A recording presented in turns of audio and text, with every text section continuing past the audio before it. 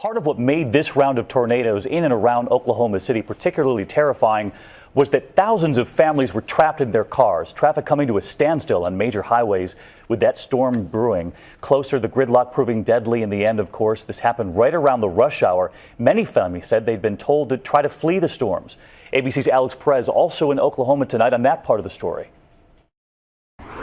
With the deadly tornado looming above, a driver's nightmare was unfolding below. Complete gridlock along Interstate 40 and roadways across central Oklahoma. You look at it on TV and you see it coming and you say, that's it, I'm leaving.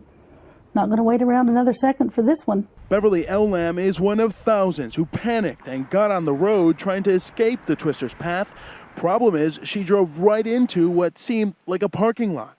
We thought we had more time and weren't expecting this mass exodus of people coming out. And as we turned and got out into a line, then we realized it was just bumper to bumper and gridlocked. And as she peered out the back window, she snapped this pic with her iPhone. The storm now right behind her. It's really approaching you faster than you can get away from it. Then you start to get a little frightened. Many were torn by conflicting messages. Some local media urged residents to get in their cars and flee south. I think the reason for this is because May 20th is still, as I've said, is just very much still in our hearts and minds, and this is too much too soon, and we didn't expect this at all, and I think it instilled a little bit of paranoia in people.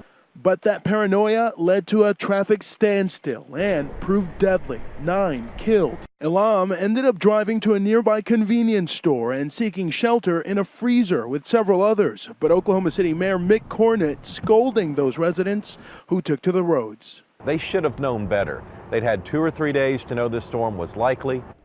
Wow, some tough words there from the mayor, particularly given how jittery everyone was after having survived just a week ago what happened. Then the storm's returning. But Alex, you reached out to the National Weather Service today. What are you supposed to do? Are you ever supposed to flee a storm in your car?